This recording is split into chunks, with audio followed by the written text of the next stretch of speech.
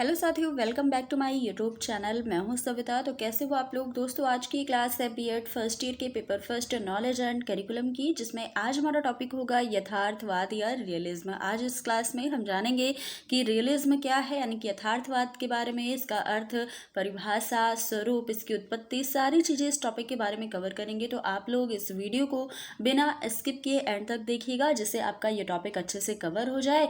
और आप सभी को ये वीडियो अच्छी लगेगी तो लाइक शेयर कर दीजिएगा, चैनल को भी सब्सक्राइब कर लीजिएगा। तो चलिए ज़्यादा देर न करते हुए क्लास को स्टार्ट करते हैं। जानेंगे कि यथार्थवाद या रियलिज्म जो है ये क्या है, इसका अर्थ या फिर इसकी उत्पत्ति कैसे हुई है। सबसे पहले जानेंगे यथार्थवाद शब्द की उत्पत्ति कहाँ से हुई है। तो यथार्थवाद अंग्रेजी भाषा के शब्द रियलिज्म का हिंदी रूपांतर है, या ये भी कह सकते हैं कि यथार्थवाद को इंग्लिश में क्या कहते हैं, रियलिज्म कहते हैं। देखिए ये दो शब्दों से मिलकर बना है, जिसमें एक शब्द क्या जुड़ा है, रियल और इज्म। तो रियल शब्द की उत्पत्ति ग्रीक भाषा के रेस शब्द से मानी जाती है। कहाँ से, तो ग्रीक भाषा के रेस शब्द से रियल शब्द की उत्पत्ति होती है, जिसका अर्थ क्या होता है, तो वस्तु इसका अर्थ होता है। रियल का अर्थ क्या हो गया, वस्तु हो गया। अतः रियलिज्म का अर्थ जो होता है ये वस्तु संबंधी विचारधारा से होता है। अब देखिएगा, ये आपको पता चल गया कि रियलिज्म या यथार्थवाद जो शब्द है इसकी उत्पत्ति कहाँ से हुई, ग्रीक भाषा के रस शब्द से इसकी उत्पत्ति इसकी होती है। अब जानिएगा कि यथार्थवाद का अर्थ क्या है, या मीनिंग ऑफ रियलिज्म।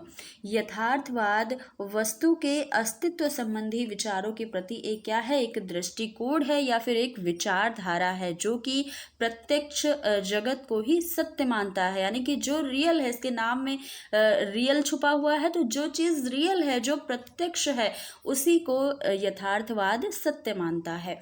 आदर्शवाद के अनुसार सत्य का निवास मानव मस्तिष्क में है, लेकिन यथार्थवाद के अनुसार इसका आवास कहाँ है, भौतिक जगत की वास्तविक वस्तुओं और घटनाओं में है। कि जो चीज़ हमें दिखाई देती है, जो चीज़ें भौतिक है, जैसे वर्षा होती है, सूर्य चमकता है, ऋतुओं में परिवर्तन होता है, पृथ्वी अपनी धुरी पर घूमती है, ये सब क्या है, ये सब घटनाएं सत्य है, चाहे हमको इनका ज्ञान हो या फिर नहीं हो।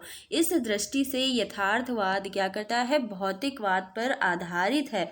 यही कारण है कि यथार्थवादी विचारों और सिद्धांतों की अपेक्षा वस्तुओं और घटनाओं की वास्तविकता पर बल देते हैं, जबकि आदर्शवादी क्या करते हैं, आदर्शवादी आत्मा पर बल देते हैं या फिर ईश्वर पर बल देते हैं कि ईश्वर ही सत्य है। जबकि यथार्थवाद भौतिकवादी है, ये क्या कहता है कि वस्तु, जो चीज़ हमें प्रत्यक्ष हमें दिखाई देती है, वही चीज़ सत्य है। तो ये आपको पता चल गया कि यथार्थवाद, इसकी उत्पत्ति कहाँ से हुई और इसका अर्थ क्या है। आगे देखिएगा, यथार्थवाद की कुछ परिभाषाएं हैं। पहली परिभाषा नेफ के अनुसार दी गई है कि यथार्थवाद आत्मगत आदर्शवाद का क्या है, प्रतिकार है, जो कि सत्य का निवास मानव मस्तिष्क को मानता है। सब यथार्थवादी इस बात से सहमत हैं कि सत्य और वास्तविकता का अस्तित्व है और रहेगा, भले ही किसी व्यक्ति को उनके अस्तित्व का ज्ञान हो या ना हो। तो यहाँ पर ये चीज़ें आप जोड़ लेंगे, जो कि मिसप्रिंट है।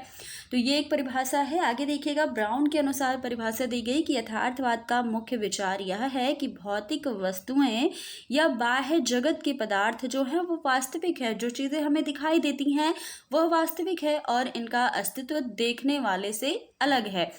यदि उनको देखने वाले व्यक्ति ना हो तो भी उनका अस्तित्व वही रहेगा। मान लीजिए पृथ्वी अपनी धुरी पर घूम रही है या फिर सूर्य निकल रहा है, तो हम उसे देख पा रहे हैं। अगर हम ना भी होते तो भी सूर्य अपने टाइम पर निकलता या फिर पूरब से ही निकलता। तो ये चीज़ें कहने का ये मतलब है कि उनको देखने वाले, यानी कि हम जैसे मानव ना होते, फिर भी इन चीज़ों का वही अस्तित्व होता और ये वास्तविक ही होते। तो ये परिभाषा है। तीसरी परिभाषा स्वामी रामतीर्थ ने दी। इन्होंने कहा कि यथार्थवाद का अर्थ वह विश्वास या सिद्धांत है जो जगत को वैसा ही स्वीकार करता है जैसा कि हमें दिखाई देता है। तो यथार्थवादी क्या कहते हैं कि जो चीज़ें हम देख पाते हैं, जो सामने से हमें दिखाई देती है, वही सत्य है, इसके सिवा कुछ भी सत्य नहीं है। तो ये रही इसकी परिभाषा, यानी कि यथार्थवाद की परिभाषा। आप देखिएगा, यथार्थवाद का दार्शनिक दृष्टिकोण क्या है, यानी कि फिलॉसॉफिकल आउटलुक ऑफ रियलिज्म। पहला है तत्व दर्शन में यथार्थवाद। यथार्थवादी यह मानते हैं कि ब्रह्मांड गतिशील पदार्थ का बना हुआ है। जिस भौतिक जगत में हम निवास करते हैं, जहां हम रहते हैं, यह वास्तविकता का निर्माण करता है और हम अपने अनुभवों के आधार पर इस जगत की उन नियमितताओं को पहचान सकते हैं जिनके संबंध में सामान्यीकरण किया जा सकता है और नियम का स्तर भी प्रदान किया जा सकता है। उनका कहना है, यानी कि जो तत्व दर्शन यथार्थवाद है, इनका कहना है कि पदार्थ गतिशील है, चाहे मनुष्य उससे अपना संबंध रखे या ना रखे। कहने का ये मतलब है कि अगर सूर्य निकल रहा है तो वह डेली अपने टाइम पर निकलेगा। इसे चाहे मनुष्य देखे अपनी आंखों से या ना देखे, या फिर मनुष्य हो ना हो, इससे कोई फर्क नहीं पड़ता है। यानी कि क्या है, पदार्थ गतिशील है, वह चलते रहता है। अगला है ज्ञान शास्त्र में यथार्थवाद। यथार्थवादियों का विचार है कि वास्तविक जगत का अस्तित्व है। हम वास्तविक वस्तु को जानते हैं क्योंकि इसका अस्तित्व है। दूसरे शब्दों में कहा जाए तो कोई वस्तु इसलिए सत्य है, इसलिए वह सही है क्योंकि उसका वास्तविक जगत में अस्तित्व है। मान लीजिए आपके सामने एक टेबल रखी है तो उसका एक अस्तित्व है, वो आपको दिख रही है, आप उसे छू पा रहे हैं या फिर आप उसे अपनी आंखों से देख पा रहे हैं, तो ये क्या है, अस्तित्व है इसका वास्तविक जगत में। यथार्थवादी विश्लेषण पर बल देते हैं। वे किसी भी कथन को विश्लेषित एवं परिभाषित किए बिना स्वीकार नहीं करते हैं। जब तक आप किसी चीज को परिभाषित नहीं कर सकते तो इसका मतलब वो सत्य नहीं है। उनका विचार है कि ज्ञान से पूर्व ज्ञाता और ज्ञेय का अस्तित्व विद्यमान रहता है। हम जिसे ज्ञान कहते हैं उसकी सामग्री मस्तिष्क में या मस्तिष्क के समक्ष या सामने रहती है। आगे देखिएगा, मूल्य मीमांसा में यथार्थवाद क्या कहता है। तो यथार्थवादी प्राकृतिक नियमों में विश्वास करते हैं। इनका कहना है कि मनुष्य इन नियमों का पालन करके सद्जीवन व्यतीत कर सकता है या अच्छा जीवन व्यतीत कर सकता है अगर वह इन नियमों का पालन करे। वे प्रकृति के व्यवस्थित व्यवहार में सौंदर्य को खोजते हैं कि प्रकृति में ही सारा सौंदर्य छुपा हुआ है, सारी सुंदरता छिपी हुई है। उनका कहना है कि सौंदर्यपूर्ण कार्य, कला कार्य ब्रह्मांड या प्रकृति की व्यवस्था तथा तर्क की क्या है, प्रतिछाया है। अतः कला को प्रकृति की व्यवस्था को प्रतिबिंबित या फिर उनकी व्याख्या हमें करनी चाहिए। तो ये आपने देख लिया यथार्थवाद का दार्शनिक दृष्टिकोण क्या था। आगे देखिएगा, यथार्थवाद के रूप कौन कौन से हैं। तो यहाँ पर 3 रूप बताए गए हैं यथार्थवाद के। पहला सरल यथार्थवाद, दूसरा नौ यथार्थवाद और तीसरा क्या है, आलोचनात्मक यथार्थवाद। अब देखिएगा सरल यथार्थवाद या नेटिव रियलिज्म क्या है।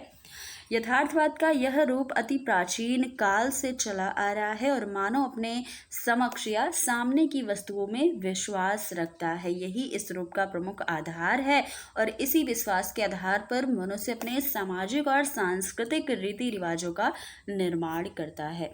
दूसरा है नौ यथार्थवाद यानी कि न्यू रियलिज्म।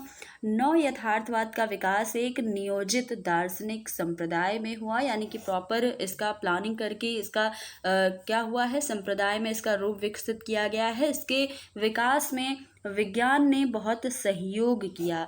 यह रूप ज्ञान के सिद्धांत का प्रतिपादन करता है और नौ यथार्थवाद ने आदर्शवाद का खंडन कर दिया और अपना एक अलग या पृथक ज्ञान शास्त्र बनाया या फिर अपना अस्तित्व बनाया।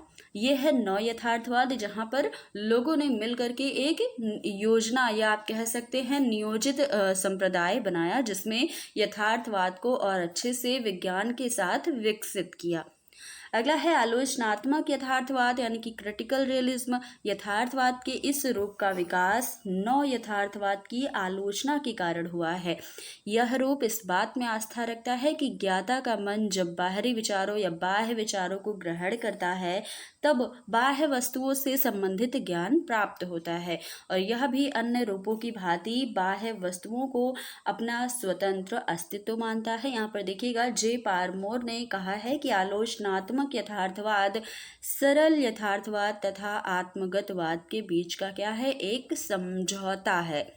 तो ये 3 रूप हैं यथार्थवाद के, सरल, नौ और आलोचनात्मक। तो ये सारी चीज़ें आपको ध्यान में रखना है दोस्तों। ये आज का हमारा टॉपिक था यथार्थवाद या रियलिज्म, जिसमें आपने कई सारी चीज़ों को देखा है, इसका अर्थ, परिभाषा, इसके रूप और इसकी दृष्टिकोण के बारे में। तो अगर आपको ये टॉपिक अच्छा लगा, समझ में आया और अगर ये क्लास आपको पसंद आई तो लाइक शेयर कर दीजिएगा और चैनल को सब्सक्राइब ना किया होगा तो कर ही लीजिएगा, क्योंकि इस चैनल पर आपको बीएड की क्लासेस लगातार टॉपिक वाइज दी जाती हैं। तो चलिए आज की क्लास में बस यहीं तक रखते हैं, अगली क्लास में मिलेंगे कुछ नए टॉपिक के साथ। तब तक के लिए धन्यवाद।